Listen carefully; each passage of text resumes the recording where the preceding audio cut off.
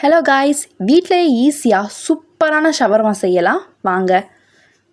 So ஒரு 5 cup of warm water எடுத்திருக்கேன். ஓரளவுக்கு வெதுவெதுப்பான தண்ணி தான். அதில் 2 டேபிள் ஸ்பூன் ஆஃப் ஈஸ்ட்டும் அண்ட் 3 டேபிள் ஸ்பூன் ஆஃப் சுகருமே ஆட் பண்ணியிருக்கேன்.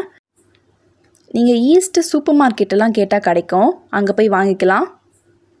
நெக்ஸ்ட்டு பார்த்தீங்கன்னா நம்ம ஷவர்மாக்கு தேவையானது சப்பாத்தி. ஸோ அந்த சப்பாத்தியை ரெடி பண்ணுறதுக்கு மைதா மாவு எடுத்திருக்கேன். அந்த மைதா மாவுக்கு தேவையான அளவு நீங்கள் ஆயிலும் ஆட் பண்ணிக்கோங்க. இது ரெண்டுத்தையுமே நல்லா மிக்ஸ் பண்ணிவிட்டு தேவையான அளவு உப்பு ஆட் பண்ணிக்கோங்க. அண்ட் நெக்ஸ்ட்டு நம்ம ரெடி பண்ணி வச்சுருந்த அந்த ஈஸ்ட் அண்ட் சுகர் வாட்டரையுமே ஆட் பண்ணிவிட்டு சப்பாத்திக்கு பிணையிற மாதிரியே நீங்கள் நல்லா பனைஞ்சிக்கோங்க. இது ஒரு 2 மணி நேரம் மேரினேட் பண்ணி வச்சுக்கோங்க. அப்போ தான் நம்மளுக்கு சூப்பரான ஒரு ஃப்ளஃபியான சப்பாத்தி நமக்கு கிடைக்கும். இங்கே பார்த்தீங்கன்னா நம்ம சப்பாத்திக்கு எப்படி ரெடி பண்ணுவோமோ அதே மாதிரியே பிசைஞ்சிக்கோங்க.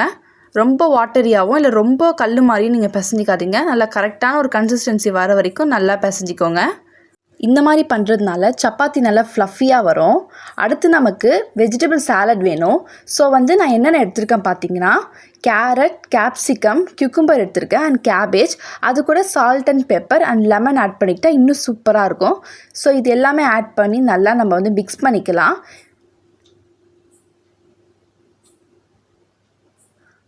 அடுத்து பார்த்தீங்கன்னா சிக்கன் 65 ரெடி பண்ணுற மாதிரியே நம்ம சிக்கனை நல்லா ஊற வச்சிடலாம். 2 மணி நேரத்துக்கு முன்னாடியே இல்லை அரை மணி நேரத்துக்கு முன்னாடி வச்சா கூட நல்லாயிருக்கும். நல்லா 2 மணி நேரம் ஊற வச்சதுனால இந்த மாவு பார்த்திங்கன்னா நல்லா புஷ்ஷுன்னு ஆயிடுச்சு சூப்பராக. இதை நீங்கள் எப்போவும் சப்பாத்தி பண்ணுறது மாதிரியே ரோல் பண்ணி நீங்கள் இதை மேக் பண்ணிக்கலாம். நல்லா புசு புசுன்னு வரும். இது காயாமல் இருக்கிறதுக்கு நீங்கள் ஏதாவது ஒரு துணி போட்டு நல்லா மூடி வச்சுக்கோங்க. இப்போ பார்த்தீங்கன்னா நான் ஒரு சப்பாத்தியை 2ஆக கட் பண்ணிட்டேன். இது நல்லா பாக்கெட் மாதிரி வந்துடுச்சு. ஸோ நம்ம கட் பண்ணி வச்சுருக்க வெஜ்ஜீஸ், சிக்கன் இது எல்லாத்தையுமே ஆட் பண்ணிக்கலாம்.